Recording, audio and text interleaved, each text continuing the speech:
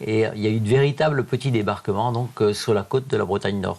Avec toute la logistique qui se met en place pour bien sûr continuer le flux finalement du combat. Pour pouvoir alimenter finalement cette bataille de Brest qui a été très très dure. Et puis ensuite pour alimenter aussi ces sièges des poches, les poches de Lorient et de Saint-Nazaire qui vont se prolonger jusqu'à la fin de la guerre, même un petit peu au-delà de la fin officielle de la guerre en mai 1945. On peut se demander également comment s'est déroulée la passation de pouvoir entre les autorités allemandes en place et bien sûr les nouvelles autorités mises en place, elles également, par les Alliés. Les autorités allemandes s'enfuient, essayent de se rendre aux Américains. La question est plus celle de la reddition des autorités de Vichy. Et donc du passage de témoins entre les deux types de régimes. Alors évidemment, il y a une phase un petit peu floue, un petit peu d'anarchie, où la prise de pouvoir se fait, mais il n'y a pas encore d'autorité véritablement constituée. Et donc, dans cette période de flou, il y a eu des règlements de compte, des combats, beaucoup de choses peu contrôlées, notamment à Morlaix, où il y a eu d'énormes combats, y compris des combats civils. Cela dit, donc, il faut savoir que les résistants, qui étaient à peu près 1 millier en armes au mois de juin 1944, étaient à peu près 10 000 à la fin juillet 1944 et étaient à peu près 30 000 fin août, début septembre. Donc la question se pose, comment peut-on contrôler tous ces gens qui arrivent? D'autre part, il faut savoir aussi qu'il y a encore 70 000 soldats allemands présents en Bretagne, ce qui n'est pas rien. Donc c'est cette transition-là qui est relativement difficile et qui demande quelques semaines parfois avant que des autorités nouvelles et incontestées soient issues de la résistance et puis des populations locales qui n'avaient pas collaboré. J'imagine que, comme le reste de la France, la Bretagne n'a pas non plus échappé au lot de répression sur les anciens collaborateurs, d'exactions, on peut le dire, sur les femmes tondues et autres, quoi. Oui, il y a eu, comme partout, donc d'abord une phase incontrôlée avec la chasse aux collaborateurs, vrai ou faux. Et puis ensuite, ça s'organise, les nouvelles autorités organisent et par la suite prend un cours judiciaire relativement normal. Mais disons que la guerre a été aussi une guerre civile et qu'à la fin de toute guerre civile, il y a des problèmes de ce genre.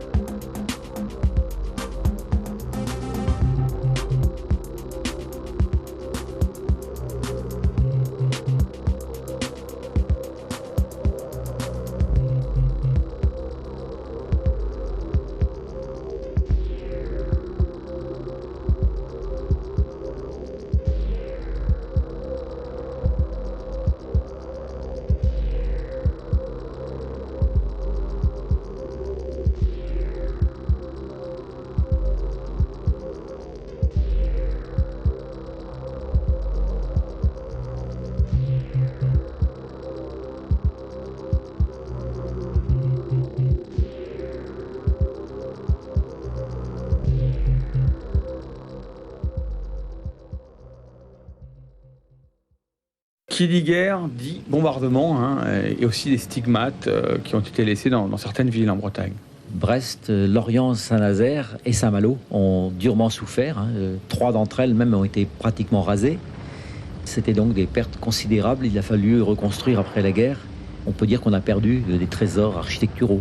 Et c'est pas le cas de Saint-Malo pourtant. Qui a payé la reconstruction de Saint-Malo et qui a fait que Saint-Malo soit sauvé ? Ceux qui ont détruit Saint-Malo, les Anglo-Canadiens, ont payé une bonne partie de la reconstruction. On a eu de très bons projets avec un maire qui était d'origine gaulliste, Guy Lachambre, député, partisan des forces françaises libres, de reconstruire la ville à l'identique et même encore mieux qu'avant, en pierre. Ce qui fait que là, on a une qualité de reconstruction telle qu'on peut croire aujourd'hui que Saint-Malo est une ville ancienne, oui, alors que c'est une reconstruction des années 45-50. Pour Brest, qui s'est occupé de la reconstruction ? Ce sont les autorités françaises qui ont décidé de la reconstruction de Brest. Des plans aussi ? Des plans, en prenant des architectes souvent locaux. Mais en fait, il s'agissait de faire le plus vite possible et le moins cher possible, parce qu'on avait des milliers de personnes qui habitaient dans des baraques. Donc on a cherché un peu la rationalité et l'économie quand on a reconstruit ces villes.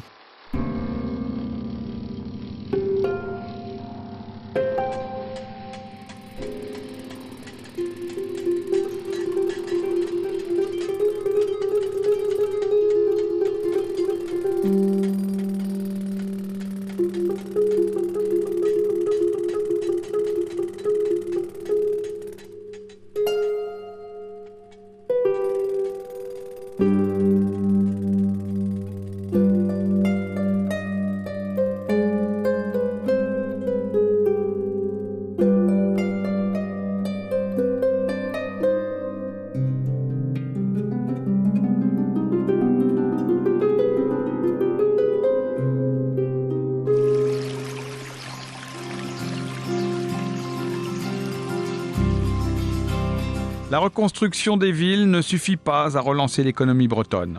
L'immigration a repris, la France a tendance à reconstruire ses usines où elles étaient auparavant, c'est-à-dire autour de Paris et dans les grandes agglomérations. Les Bretons forment un mouvement qui va mener une action concertée pour que l'État aide la Bretagne à se développer. C'est ce que l'on verra dans le prochain épisode de La Bretagne en Histoire.